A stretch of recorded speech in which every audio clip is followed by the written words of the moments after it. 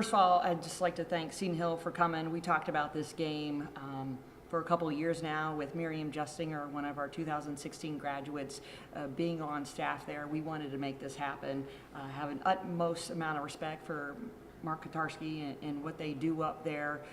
We've had an X's and O's session with him, so I knew we knew as a staff some things they would be trying to do, and then now having Miriam on their staff, they knew had a lot of insight of what we would want to try and accomplish today. But that's a team that's picked fourth in their conference. It's what I call a super conference at the Division II level. They've had 3 different teams from that conference win the national championship, so people know that's like the SEC conference of the Division II. So they're going to have an outstanding year. With that said, we prepared extremely well for this game. Been talking about them for well over 3 days to get ready. And we had 3 simple goals. One, we wanted to out-rebound them by 10, and we did. It was 50-33. By double digits. And then at halftime, we even elaborated more into that category. They had 6 offensive rebounds as a team, and we wanted to hold them to double digits. We knew they would be shooting the 3 really well and at a high clip as well. They were 8 of 39, so we felt if we could corral some of those long rebounds, that would help us going. But we wanted to be the louder team. Very simplistic goal, but very effective in calling defenses, calling offenses, knowing what we're in, calling screens. And that also includes being more enthusiastic, louder in every facet of the floor. Than we wanted that. Be louder than Seton Hill, okay?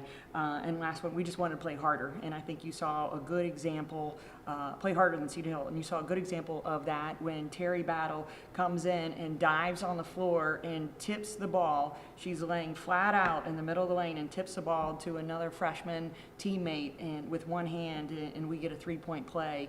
And it was just, that type of effort has really describes that freshman group in general, and they play extremely hard.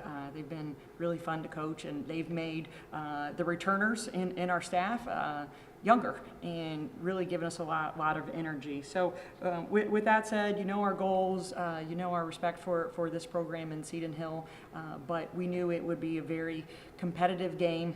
That first quarter, I thought it was going to be about 100 to 90 with how fast-paced it was going, and they were hitting a handful of threes in that period. But I thought we were scoring well, but on the flip side, giving up way too many points. Defensively, we gave up, I think, 20 points in 6 minutes in that first span. So we regrouped at halftime, and we wanted to be the aggressor in that first 5 minutes of the third quarter. And I thought that first play where Andrea got their leading scorer, Jenna Kaufman, in foul trouble, picked up her third on a drive and went 1 of 2, and we ended up shooting a 75% clip in that third quarter. I thought that was a really big turning point from there. We saw a lot of different defenses from Seton Hill that will prep us very well.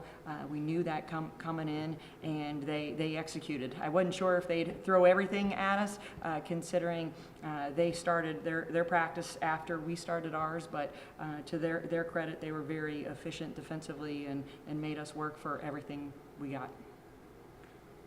If we can talk a little more about the offense first, it looked like a switch got flipped right at the end of the second quarter, and obviously it never got turned off in the third quarter. Did you notice something different from your offense, or was it just better, or what caused I think we got some deflections, and like we talked about, I think we got consecutive scores and a couple consecutive stops, and that started to snowball, as cliche as that sounds, but that's really what it was. So I thought we got a big bucket right before half, and should have gone in there with double-digit lead at halftime, and then someone on staff got a technical, so that inhibited our double-digit lead to single digits. So we wanted to come out in that first 5 minutes. Can you talk a little bit about that third quarter? I mean, do you know what you shot in the third quarter? I assume you do. Yes, about 75%. 13 to 17, and lots of shots in the paint, on the drive. It looked like you guys were really aggressive offensively, all game long, but especially in the third. we wanted to get a lot of paint touches. We've been emphasizing that. Actually, our men's practice squad has done a fantastic job of helping us. So many of our offenses go 1 to 4 to 3, and we reverse it around the horn. And Jenna Kaufman did a fantastic job denying our 4 and taking us out of our rhythm, which was very, very similar to what our men's practice squad does. You know, we call that 1 to 4. If we turn it over, kind of like a pick six in football, because it's an uncontested bucket at the other end. We gave up a couple of those, so it forced us to now post up even harder inside and simply just go 1 to 5 and not even run a play. I thought a handful of our post players got some good touches inside, and if they couldn't score, then we got some good inside out action as well. But as I said, being the louder team was our goal number 2, and once that we got consecutive stops and consecutive makes, the enthusiasm in the arena just really bubbled over, especially starting from on the floor and then on our bench, and it really became contagious.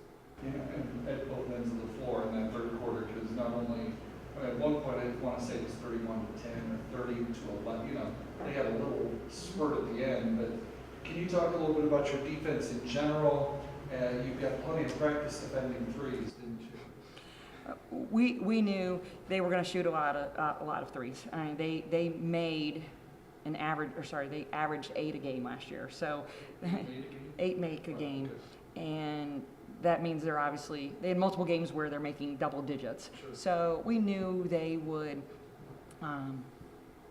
be shooting a lot today, and they did that. They have a handful of new kids similar to what we do, and when you don't know some of the freshmen's tendencies of your opponent yet because you haven't seen them, they got a couple good looks on us. So we had to talk about key younger players for them that we wanted to limit 3-point shots or give them contested shots at the arc. But at the end of the day, we had to do a good job of boxing long.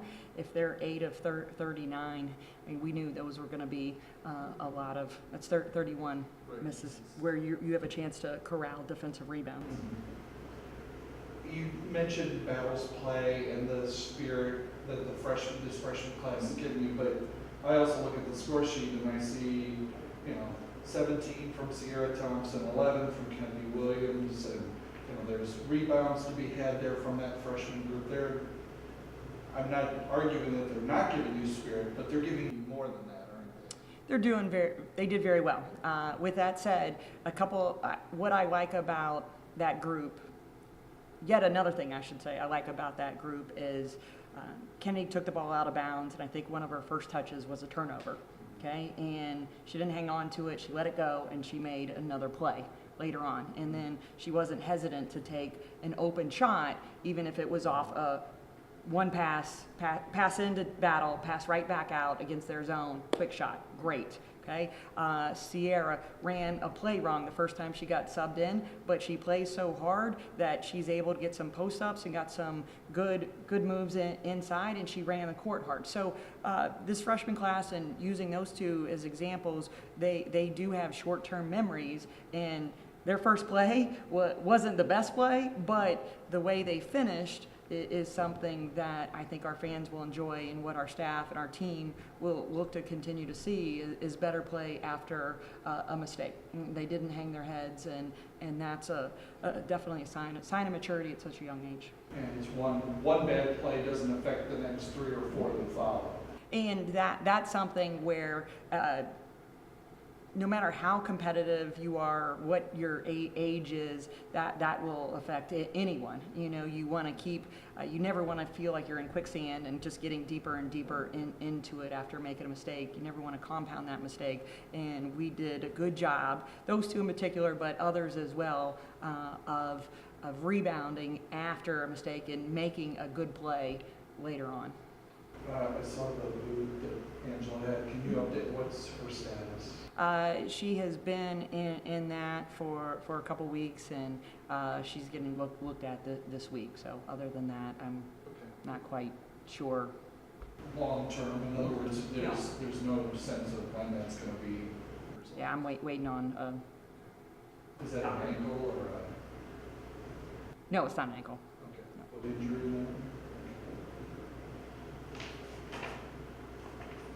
So I just would also like to say, like, congratulations to our women's soccer staff. They had new staff and Coach Fannin and our women's soccer team. They did a fantastic season.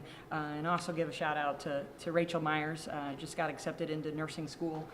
So to credit her, a fantastic student athlete, and she's got a big and bright future ahead of her.